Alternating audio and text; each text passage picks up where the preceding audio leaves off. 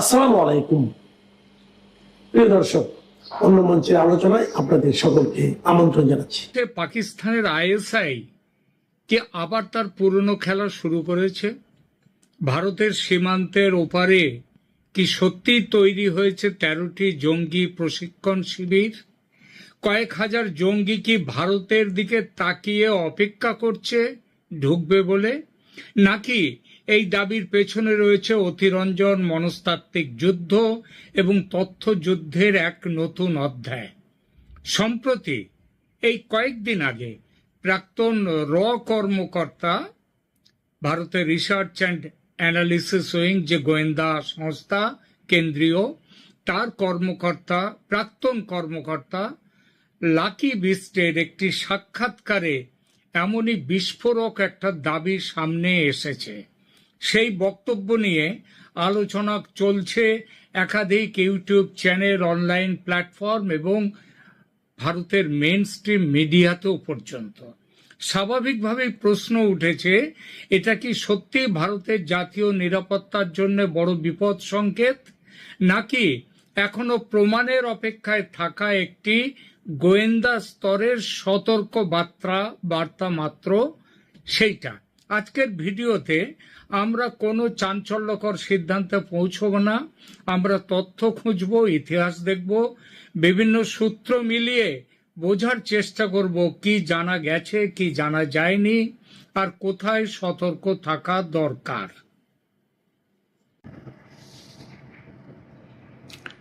প্রথমে বলি, lucky beast কে, তার বক্তব্য কেন গুরুত্ব পাচ্ছে। লাকি বিস্ট ভারতের গোয়েন্দা ও বিশেষ অভিযান সংক্রান্ত রিসার্চ অ্যান্ড অ্যানালিসিস উইং তার প্রাক্তন কর্মকর্তা।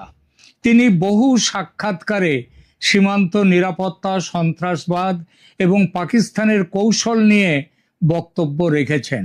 সাম্প্রতিক এক আলোচনায় তিনি দাবি করেছেন, বাংলাদেশে পাকিস্তানের আইএসআই সক্রিয়ভাবে নেটওয়ার্ক গড়ে তুলেছে এবং প্রায় 13টি জঙ্গি প্রশিক্ষণ শিবির তৈরি হয়ে রয়েছে সীমান্ত এলাকায়। বিপুল সংখ্যক জঙ্গিকে ভবিষ্যতে ভারতের বিরুদ্ধে ব্যবহার করার প্রস্তুতি চলছে। এখানে একটি গুরুত্বপূর্ণ বিষয় জানিয়ে রাখা প্রয়োজন। এই দাবিগুলি বর্তমানে লাকি বিস্ট, মিস্টার বিস্টের ব্যক্তিগত বক্তব্য হিসেবে প্রকাশ্যে এসেছে। ভারত সরকার, এনআইএ মানে ন্যাশনাল ইনভেস্টিগেশন এজেন্সি বা অন্য কোনো সরকারি সংস্থা এই নির্দিষ্ট সংখ্যা মানে 13টি ক্যাম্প বা কয়েক হাজার জঙ্গি এই বিষয়ে সরকারিভাবে কোনো বক্তব্য রাখেনি। তাহলে কি লাকি বিস্টের বক্তব্য সম্পূর্ণ উড়িয়ে দেওয়া উচিত? না, সেটাও নয়। কারণ গোয়েন্দা জগতের বহু তথ্য দীর্ঘদিন কিন্তু গোপন থাকে, বাইরে বেরিয়ে আসে না। অনেক সময় পরে সেগুলো সত্য প্রমাণিত হয়। তাই দায়িত্বশীল বিশ্লেষণের পথ হলো দাবিকে দাবি হিসেবেই দেখা এবং তার পক্ষে বা বিপক্ষে কি তথ্য রয়েছে সেগুলো বিচার করা। প্রথমে দেখি আইএসআই কেন বাংলাদেশকে গুরুত্ব দেয়। একটু ইতিহাসে নজর দিই। 1971 সালে বাংলাদেশের স্বাধীনতার পর পাকিস্তান তার পূর্বাঞ্চল হারায়, কিন্তু সেই সঙ্গে শেষ হয়ে যায়নি পাকিস্তানের কৌশলগত আগ্রহ। বিশেষ করে জামায়াতে ইসলামীর মাধ্যমে, যাদের হেডকোয়ার্টার পাকিস্তানে, তাদের মাধ্যমে বাংলাদেশে পাকিস্তানের একটা প্রভাব, সমান্তরাল প্রভাব কিন্তু ছিলই, থেকে গিয়েছিল। ভারতের পশ্চিম সীমান্তে চাপ সৃষ্টি করার পাশাপাশি পূর্ব দিক থেকেও ভারতকে ব্যস্ত রাখার কৌশল পাকিস্তানের বহুদিন ধরে আছে, কিন্তু বর্তমানে সেটা অনেকটাই প্রকাশ্য স্তরে এসে গেছে এবং সেটা সফলতার দিকে যাচ্ছে। বাংলাদেশের ভৌগোলিক অবস্থান তার প্রধান কারণ। ভারতের সঙ্গে বাংলাদেশের সীমান্ত প্রায় 4096 কিলোমিটার, যা ভারতের দীর্ঘতম আন্তর্জাতিক স্থল সীমান্ত। এই বিশাল সীমান্তের অনেক অংশে নদী, নদীর চর, কৃষি জমি, জনবসতিপূর্ণ এলাকা তার ভেতর দিয়ে গেছে। ফলে অনুপ্রবেশ, চোরাচালান এবং অবৈধ চলাচল ঠেকানো ভারতের নিরাপত্তা বাহিনীর জন্য দীর্ঘদিন ধরেই খুব বড় একটা চ্যালেঞ্জ। 1990-এর দশক এবং 2000-এর দশকের শুরুতে ভারতের একাধিক নিরাপত্তা সংস্থা অভিযোগ করেছিল যে বাংলাদেশের কিছু উগ্রপন্থী সংগঠন এবং পাকিস্তানি গোয়েন্দা সংস্থার মধ্যে যোগাযোগ বাড়ছে। বিশেষ করে উত্তর পূর্ব ভারতের বিচ্ছিন্নতাবাদী সংগঠনগুলির কিছু সদস্য অতীতে বাংলাদেশের ভূখণ্ডে আশ্রয় নিয়েছিল বলে ভারত বহুবার অভিযোগ করেছে। এছাড়া সেই 2000-এর দশকের শুরুতেই সেই যে ঘটনাটা 10 ট্রাক অস্ত্র, সেগুলো কথাগুলো তো আপনারা সবাই জানেন। পরবর্তীকালে বাংলাদেশের প্রধানমন্ত্রী শেখ হাসিনা সরকার ক্ষমতায় এসে ভারতের সঙ্গে নিরাপত্তা সহযোগিতা উল্লেখযোগ্যভাবে বাড়ান। বহু জঙ্গি ঘাঁটি ভেঙে দেওয়া হয়, ভারত বিরোধী সশস্ত্র গোষ্ঠীর বিরুদ্ধে অভিযান চালানো হয় এবং দুই দেশের গোয়েন্দা সহযোগিতা নতুন উচ্চতায় পৌঁছয়। এ কারণেই গত 1.5 দশকে ভারত বাংলাদেশ নিরাপত্তা সম্পর্ককে অনেক বিশেষজ্ঞ দক্ষিণ এশিয়ার অন্যতম সফল সহযোগিতার উদাহরণ বলে বর্ণনা করেন। কিন্তু সাম্প্রতিক 2024-এর যে রাজনৈতিক পরিবর্তনের পর নতুন করে নানা প্রশ্ন উঠতে শুরু করেছে। কিছু ভারতীয় নিরাপত্তা বিশ্লেষক আশঙ্কা প্রকাশ করেছেন যে রাজনৈতিক অস্থিরতা এবং প্রশাসনিক দুর্বলতার সুযোগ নিয়ে উগ্রপন্থী গোষ্ঠীগুলো আবার সক্রিয় হওয়ার চেষ্টা করছে বাংলাদেশে। ভারতের সীমান্তরক্ষী বাহিনীও সাম্প্রতিক সময়ে পূর্ব সীমান্তে তাদের নজরদারি বাড়িয়েছে বিপুলভাবে বলে বিভিন্ন প্রতিবেদনে উল্লেখ করা হয়েছে। আর তার কারণটাই হচ্ছে বাংলাদেশের বর্তমান রাজনৈতিক পরিস্থিতি। এটা ঠিক, সতর্কতা মানেই বিপদ নিশ্চিত এমন নয়। গোয়েন্দা সংস্থার কাজই হলো সম্ভাব্য ঝুঁকিকে আগে থেকে চিহ্নিত করা। সেই কারণে সতর্কবার্তাও জারি করা হয়। রয়ের প্রাক্তন কর্তা মিস্টার বিস্ট কোনো হেজিপেজি মানুষ নন যে আলটপকা একটা মন্তব্য করে দিয়েছেন বা কথা বলে দিয়েছেন। বর্তমানে তিনি সক্রিয় চাকরিতে নেই ঠিকই, কিন্তু গোয়েন্দা কাজকর্ম সম্পর্কে সামান্যতম অভিজ্ঞতা আছে যাদের, তারা জানেন চাকরিতে থাকাকালীন যে নেটওয়ার্ক এই সমস্ত গোয়েন্দা কর্তারা তৈরি করেন, অবসর নেয়ার সঙ্গে সঙ্গে সেসব অদৃশ্য হয়ে যায় না, একটা যোগাযোগ থেকেই যায়। বাংলায় একটা বহুশ্রুত প্রবাদ আছে, ঢেকি স্বর্গে গেলেও ধান ভানে। বিস্টের মতো মানুষদের কথা তাই অবসর নিয়েছেন বলে তার কথার কোনো দাম নেই তা একেবারেই নয়। বিস্টের কথার সূত্র ধরে খোঁজ খবর নিতে গিয়ে আমরাও যা তথ্য পেলাম সেটা এই প্রতিবেদনে অল্প কথায় তুলে ধরব। প্রাপ্ত তথ্যের দুটো ভাগ। প্রথম, বাংলাদেশের কোন কোন সন্ত্রাসী সংস্থা সীমান্ত জুড়ে ক্যাম্প তৈরি করেছে, তারা কোথায় করেছে এসব ক্যাম্প, ভারত সরকারের কাছে এসব ব্যাপারে খবর আছে কিনা, এবং দ্বিতীয়, ভারত কোনো সতর্কতামূলক ব্যবস্থা নিয়েছে কিনা কিংবা নিতে চলেছে কিনা, এই বিষয়ে ভারত সরকার কি করতে চলেছে সেই বিষয়টাও। প্রথমে সন্ত্রাসী সংস্থাগুলোর পরিচয় প্রসঙ্গে বলি। বাংলাদেশে বর্তমানে কোন কোন জঙ্গি সংগঠন সক্রিয়, তাদের সঙ্গে আইএসআই এর যোগাযোগের অভিযোগ কতটা বিশ্বাসযোগ্য, আর কথিত 13টি ক্যাম্পের দাবির পক্ষে কি তথ্য রয়েছে, আসুন দেখা যাক। বাংলাদেশে আইএসআই এর ছায়া। এইবার বাংলাদেশে কি সত্যিই জঙ্গি সংগঠনগুলো আবার মাথাচাড়া দিয়ে উঠছে? পাকিস্তানের আইএসআই কে এই সুযোগে পুরনো নেটওয়ার্ক পুনর্গঠন করছে? আর যদি তাই হয় তাহলে ভারতের সামনে সবচেয়ে বড় বিপদটা কোথায়? আমরা একটু আগেই বলেছি লাকি বিস্ট তিনি যে কথাগুলো বিস্ফোরক দাবি করেছেন সেই বিষয়ে, সেই দাবির আগেই বলেছি নির্দিষ্টভাবে কোনো সরকারিভাবে কোনো তথ্য নিশ্চিত করা হয়নি, সেটা করার কথাও নয়, তবু কারণ সেটা এখনো গোপন। আজ আমরা আবেগ নয় তথ্য দিয়ে বোঝার চেষ্টা করব যে বাংলাদেশে কোন কোন সংস্থা, এখানে সন্ত্রাসী সংগঠন তারা সক্রিয়। বাংলাদেশের জন্ম হয়েছিল ধর্মনিরপেক্ষ রাষ্ট্র হিসেবে। মুজিব হত্যার পর থেকে ধীরে ধীরে ধর্মীয় মৌলবাদী সংগঠনগুলোর প্রভাব বাড়তে শুরু করে। এর মধ্যে কয়েকটি সংগঠনের নাম বারবার উঠে এসেছে, যেমন জামাতুল মুজাহিদিন বাংলাদেশ মানে জেএমবি। এই সংগঠনটি 2005 সালের 17ই আগস্ট বাংলাদেশের 63টি জেলার প্রায় 500টি জায়গায় একযোগে বোমা বিস্ফোরণ ঘটিয়ে গোটা বিশ্বকে চমকে দেয়। এরপর আসে হরকতুল জিহাদি ইসলামী বাংলাদেশ, যে এই হরকতুল জিহাদি ইসলামী বাংলাদেশ ভারত এবং বাংলাদেশ উভয় দেশই অতীতে এই সংগঠনের বিরুদ্ধে একাধিক তদন্ত চালিয়েছে। এর পাশাপাশি আন্তর্জাতিক জঙ্গি মতাদর্শ দ্বারা অনুপ্রাণিত নানান ছোট ছোট গোষ্ঠীও তৈরি হয়েছে, তার মধ্যে আইসিস তারাও আছে। সম্প্রতি আপনারা জানেন যে ইসরায়েলের ভারতে যিনি রাষ্ট্রদূত তিনি বলেছেন যে বাংলাদেশে হামাস এসে আশ্রয় নিয়েছে, তারা শিবির তৈরি করেছে।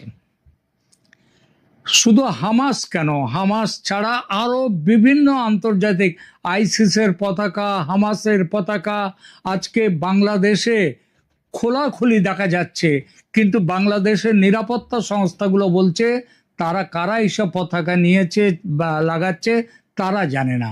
অর্থাৎ পরিষ্কারভাবে বোঝা যায় যে এখানে সেখানকার সরকার প্রশাসন তাদের মদত রয়েছে এই সব কাজের জন্য। এইসব সংস্থার ফ্রি রান চলেছিল, তখনও হামাস আসেনি কিন্তু অন্যরা এসেছিল, তাদের ফ্রি রান চলেছিল 2010 পর্যন্ত। 2010 সালের পর থেকে শেখ হাসিনার আমলে বাংলাদেশের নিরাপত্তা বাহিনী ব্যাপক অভিযান চালায় সন্ত্রাসীদের বিরুদ্ধে। শত শত জঙ্গি গ্রেপ্তার হয়, অনেক ঘাঁটি ধ্বংস করা হয়। এই কারণে বহু আন্তর্জাতিক নিরাপত্তা বিশ্লেষক মনে করেন যে বাংলাদেশের রাষ্ট্রযন্ত্র অন্তত 1 দশক ধরে জঙ্গিবাদ দমনে উল্লেখযোগ্য সাফল্য অর্জন করেছিল। কিন্তু আগেই বলেছি 2024-এর রাজনৈতিক পরিবর্তনের পর চরমপন্থী সংগঠনগুলো জীবন পায়, তারা নতুন সদস্য সংগ্রহ শুরু করে দেয়। মোহাম্মদ ইউনূস জেল থেকে সন্ত্রাসীদের ছেড়ে দিয়ে দেন, তারপরেও সেই ব্যবস্থাই সমানে চলেছে। এবং পাকিস্তানি গোয়েন্দা সংস্থা আইএসআইও পা জমিয়েছে বাংলাদেশে। আইএসআই সরাসরি আক্রমণ না করে প্রক্সি নেটওয়ার্ক ব্যবহার করতে বেশি স্বচ্ছন্দ, যেমনটা তারা করেছে কাশ্মীরে। সেগুলো কি? স্থানীয় সংগঠন, চোরাচালান চক্র, জাল নথির নেটওয়ার্ক এবং সীমান্ত পারের অপরাধ চক্রকে কাজে লাগানো। এই কৌশল নতুন নয়, বলেছি কাশ্মীরে দেখা গেছে, পাঞ্জাবেও এই চেষ্টা যেমন হয়েছে এবং হচ্ছে, তেমনি পূর্ব সীমান্ত সেখানেও এই প্রক্রিয়া শুরু করেছে আইএসআই। ভারত বাংলাদেশ সীমান্ত 4000 কিলোমিটারেরও বেশি, কোথাও নদী, কোথাও বন, কোথাও বিস্তীর্ণ চর, আবার কোথাও একই গ্রামের মাঝখান দিয়ে আন্তর্জাতিক সীমান্ত। শুনেছি কোনো বড় ঘরটা হচ্ছে ভারতে আর রান্নাঘর আছে বাংলাদেশে, এমনও পর্যন্ত ছিল, আগে ছিল, বর্তমানে আছে কিনা জানি না, আগে ছিল একটা সময়। এই ধরনের সীমান্ত পৃথিবীর সবচেয়ে কঠিন সীমান্তগুলোর একটি। প্রতিদিন বৈধ বাণিজ্য হচ্ছে, মানুষ অবৈধ বাণিজ্য, বৈধ বাণিজ্য সব হচ্ছে, মানুষ যাতায়াত করছে, সীমান্তে কৃষিকাজ হচ্ছে, তার মাঝে নিরাপত্তা বাহিনীকে অনুপ্রবেশ ঠেকাতে হয়। আর এখানেই গোয়েন্দা সংস্থাগুলোর উদ্বেগ। যদি কোনো সংগঠন অস্ত্র পাচার করতে চায়, জাল টাকা ঢোকাতে চায়, অথবা কয়েকজন প্রশিক্ষিত জঙ্গিকে প্রবেশ করাতে চায় ভারতে, তাহলে বিশাল সীমান্ত তাদের সুযোগ এনে দিতেই পারে এবং দিচ্ছেও। ভারত এটা বুঝেছে, আর এজন্যেই ভারত স্মার্ট ফেন্সিং বা অত্যাধুনিক প্রযুক্তি দিয়ে সীমান্তে কড়া পাহারা বসাচ্ছে, কিংবা অনুপ্রবেশকারীদের জোর করে পুশব্যাক করতে ভারত এত তৎপর হয়েছে কেন? তার কারণও এটাই, অর্থাৎ আইএসআই এর প্ল্যান মাফিক সীমান্তে যে সন্ত্রাসী ক্যাম্প চলছে, ভারতের কাছে তার পুরো খবর আছে। এবং সবচেয়ে বড় কথা, এইসব ক্যাম্পের পুরো তালিকা ভারত সরকার কয়েক দফায় বাংলাদেশের পররাষ্ট্রমন্ত্রী খলিলুর রহমানের হাতে তুলে দিয়েছে।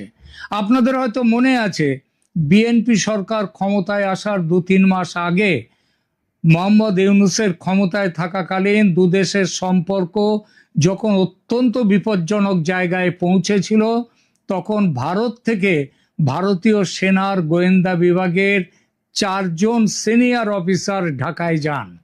তারা বৈঠক করেন সেনাপ্রধান ওয়াকারুজ্জামানের সঙ্গে। ভারতের অফিসাররা ওয়াকারুজ্জামানকে প্রায় চরম পত্র তুলে দেন তার হাতে। তারা সরাসরি অন্তত 150টি সন্ত্রাসী ক্যাম্পের পুরো ডিটেলস দেন ওয়াকারুজ্জামানকে।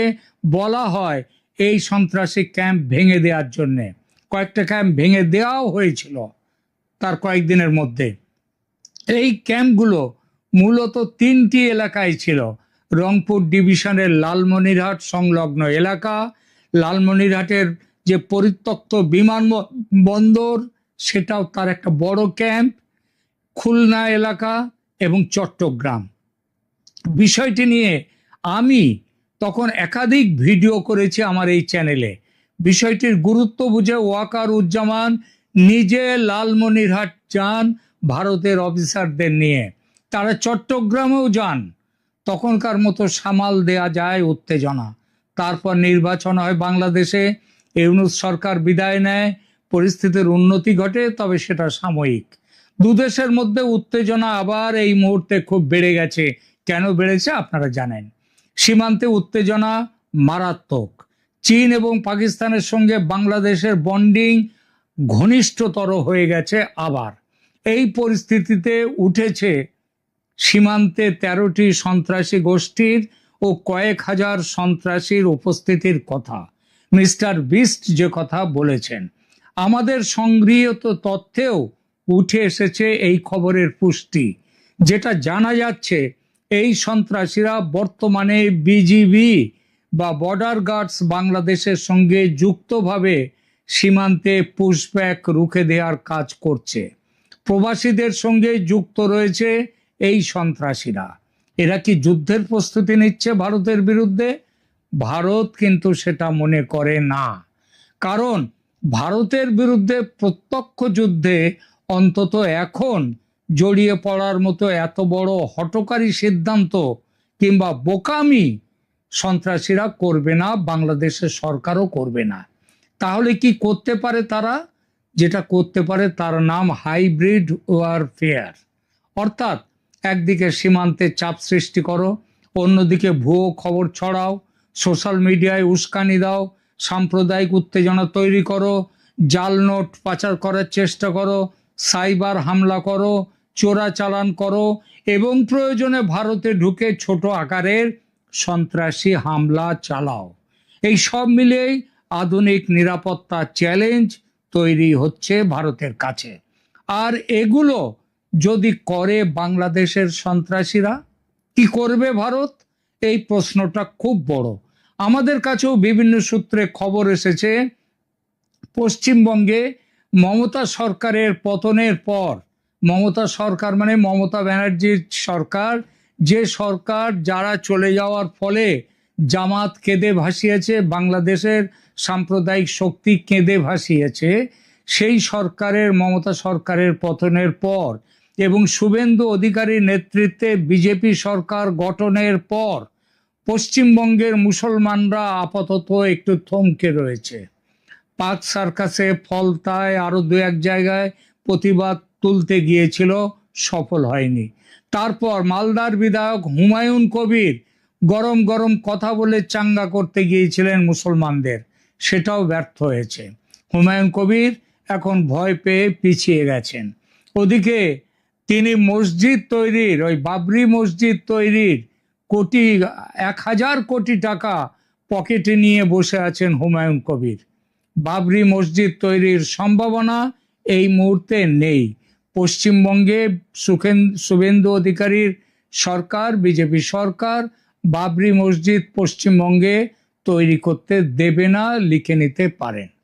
এমন পরিস্থিতির সুযোগ নিয়ে বাংলাদেশের সন্ত্রাসীরা মালদা মুর্শিদাবাদ সীমান্ত এলাকায় দাঙ্গা বাঁধাতে তৎপর।